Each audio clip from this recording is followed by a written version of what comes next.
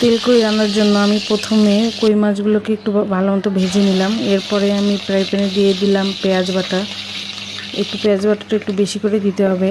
এরপর দিতে হবে কয়েকটা কাঁচা লঙ্কা চেরা দিয়ে এর মধ্যে আমি অ্যাড করে দিলাম আদা, জিরে এবং রসুন বাটা দিয়ে তারপর আমি এর মধ্যে অ্যাড করে দিলাম বাদাম বাটা দিয়ে খুব ভালো মতো নেড়েচেড়ে এর মধ্যে কিছুটা পানি অ্যাড করে দিতে হবে, কারণ বাদামের গন্ধ নাতে থেকে যাবে। একটু কষিয়ে নিতে হবে ভালোভাবে।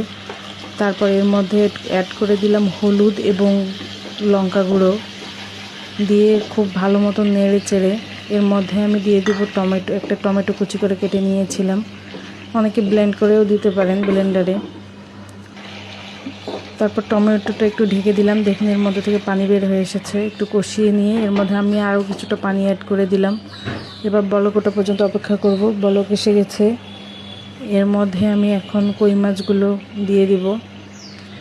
কই মাছগুলো দিয়ে একটু হালকা নেড়ে চেড়ে ঢেকে দেব।